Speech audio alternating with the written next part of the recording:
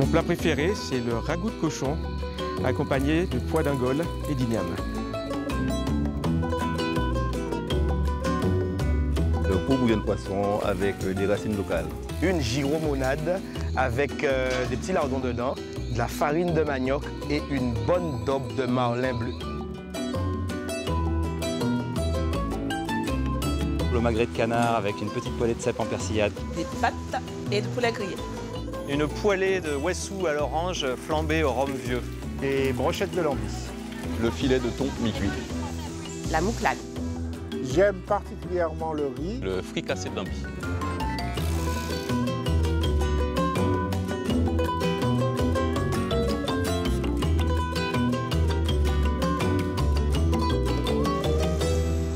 Alors, Méliana, je t'ai expliqué qu'on va aller voir des médecins au réseau Grandir pour que tu prennes en charge ton surpoids parce que je t'ai aidé, mais je n'arrive toujours pas à te faire perdre. En Guadeloupe, une personne sur 2 est trop forte et 1 sur 4 est obèse. C'est 2 fois plus qu'en métropole. Corinne a 5 enfants, dont 2 filles trop rondes. Un surpoids qu'il faut enrayer avant qu'il s'installe durablement.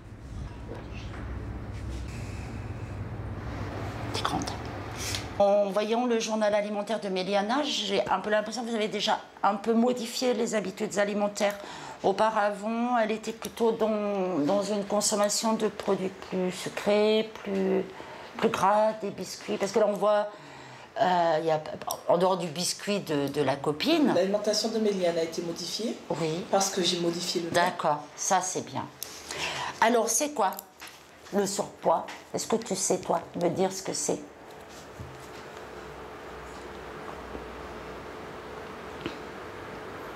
Non. On fait plus que son poids. C'est parce qu'on fait plus que son poids. D'accord.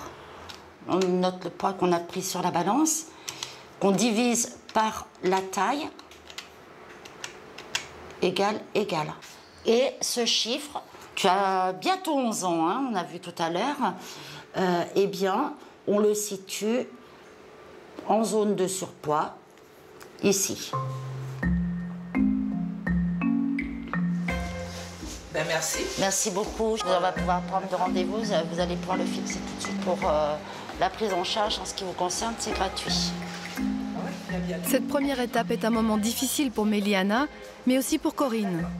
Je savais déjà qu'elle était en surpoids, mais je ne pensais pas qu'il fallait continuer avec... je ne voyais pas son mal-être à l'école. Alors, pour lui permettre d'avancer, on verra la psychologue et tout le reste des corps médicaux pour l'aider à grandir sereinement et diminuer son surpoids. Vous avez envie d'amener votre autre fille ici? Oui, pour lui faire prendre conscience qu'elle aussi, elle a besoin d'aide. Elle en parle, elle, de son problème de surpoids? Pas du tout. Pas du tout. Pour elle, c'est normal. Maman est forte, tout le monde est fort et on est en... Je pense pas qu'elle prend conscience qu'elle est en surpoids. On va rencontrer le médecin? Oui.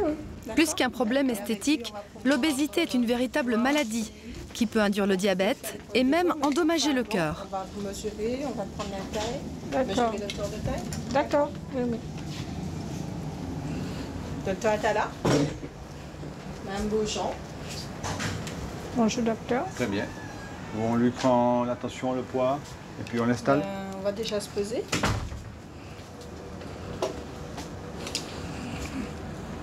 Allez-y. 73 kg 800 pour 1 mètre 50. pour 1 mètre 50. Donc on va prendre la taille.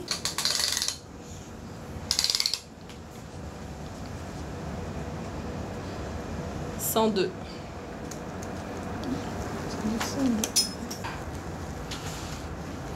La normale, ça serait inférieur à 25.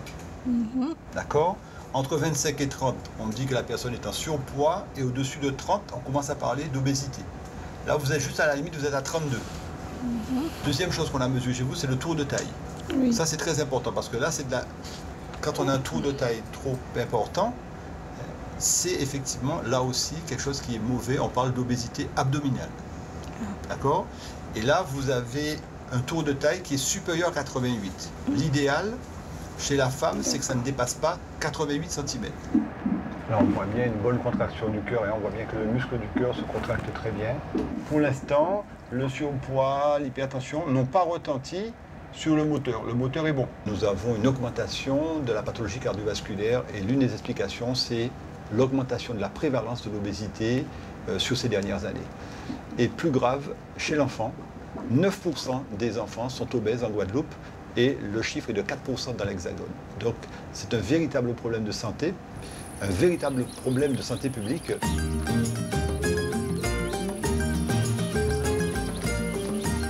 L'avantage, c'est que ça vous fait travailler les bras et ça vous fait travailler les cuisses. Au niveau de l'alimentation, vous avez un peu amélioré les choses ou pas? Oui, oui, j'ai amélioré un peu plus de légumes Ouais. et très peu de féculents à côté. D'accord. Et ça commence à faire son effet ou pas? Oui, ça commence à faire son effet. Oui. Ce qu'il faut, c'est pas le régime. Souvent, les gens disent qu'il faut un régime, je vais faire un régime, etc. Non.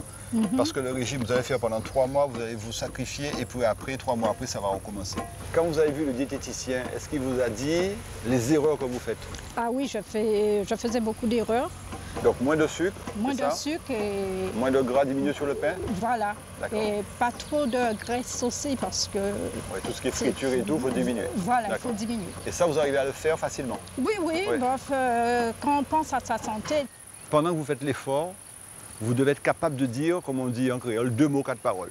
Si vous ne pouvez pas parler, si vous ne pouvez plus parler, Vous arrêtez. c'est que vous êtes au-dessus de la fréquence de réadaptation. Ouais. D'accord? Donc ce n'est pas du sport qu'on fait, c'est de l'activité physique. Et c'est ce qui est bénéfique pour le plan du cœur, de la tension, du diabète, des artères du cœur. Ouais. D'accord? Voilà. On inspire et on souffle. Là, il fait frais, ça va, mais boire, c'est très important. Ne pas attendre la sensation de soif. C'est un pays où il fait chaud. Et donc, c'est vrai que très naturellement, on a tendance à boire un soda pour se réhydrater. Les enfants, surtout, quand ils vont à l'école, dans les collèges. Et c'est pas rare qu'un enfant, dans la journée, puisse consommer 2 voire 3 sodas dans la journée, avec la chaleur qu'il y a. Et ils sont habitués à ce goût un peu sucré. Et puis, on ne se rend pas compte, en fait, de cette concentration importante de sucre que l'on absorbe. C'est très sucré, ça. Donc il y a 45 grammes ici de sucre pour 330 ml, donc pour 100 ml, c'est ça, ça va faire à peu près 15 grammes de sucre, au lieu de 9 grammes dans l'Hexagone. L'anecdote, c'est qu'en faisant de la Bretagne dans les Pyrénées, je me suis rendu compte, en mangeant un yaourt, que le goût était complètement différent. Et effectivement, en faisant un comparatif entre l'étiquette du même yaourt, de la même marque, de la même société, vendue, distribuée dans l'Hexagone par rapport à celle que nous avons distribuée ici en Guadeloupe, il y avait effectivement une concentration de sucre qui était différente pour le même produit distribué dans l'Hexagone et distribué en Outre-mer. À partir de là, les choses s'enchaînent et en mai 2013, une loi est enfin votée pour rectifier cette injustice sucrière. Car le sucre a un côté addictif. Plus on en consomme, plus on en veut. Les industries agroalimentaires ont une forte part de responsabilité dans la problématique du surpoids et de l'obésité. Pourquoi? Parce qu'ils ont permis l'accessibilité à des produits faciles, gras et sucrés, de coûts modérés. Quand on n'a pas d'argent ou peu d'argent, les familles préfèrent aller sur des aliments à haute densité énergétique qui vont remplir l'estomac de la famille plutôt que d'aller sur des fruits et légumes qui ont un coût. Le paradoxe, c'est que la Guadeloupe regorge de fruits. Les mangues, par exemple, dédaignés par la population car considérés comme le fruit du pauvre, pourrissent sur le bord des routes.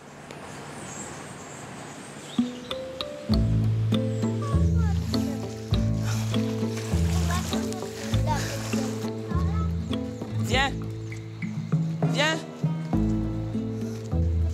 Viens, je te donne un bobo si tu m'écoutes.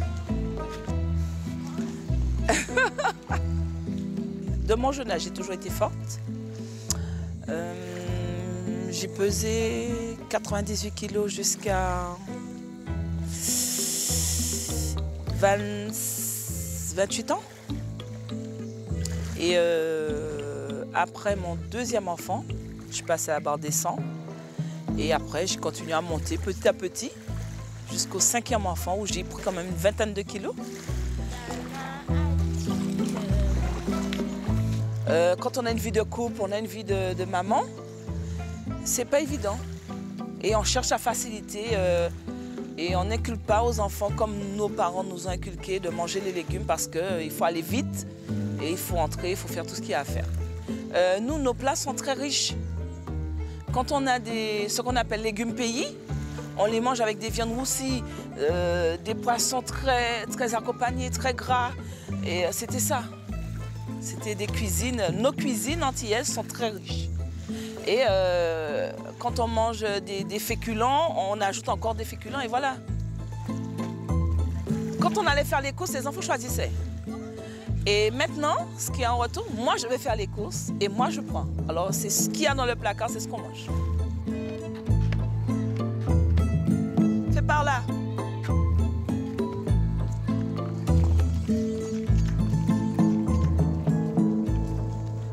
Un chocolat. Un chocolat. Donne-moi ta cuillère.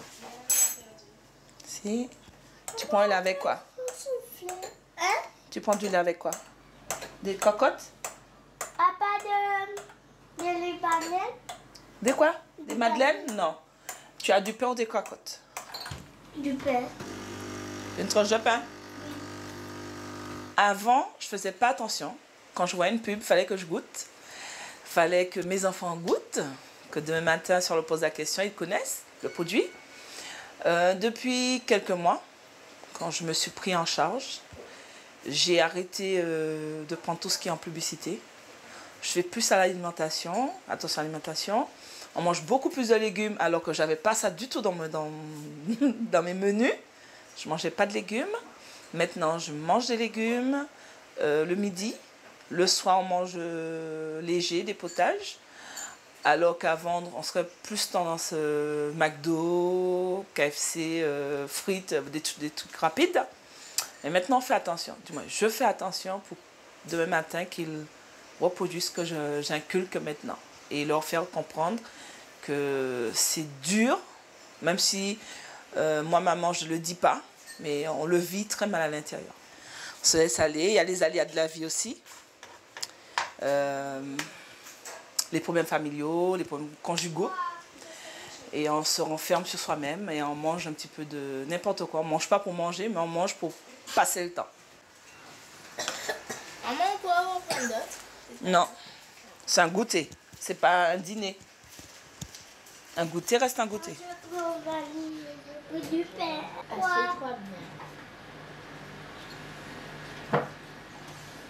Quoi?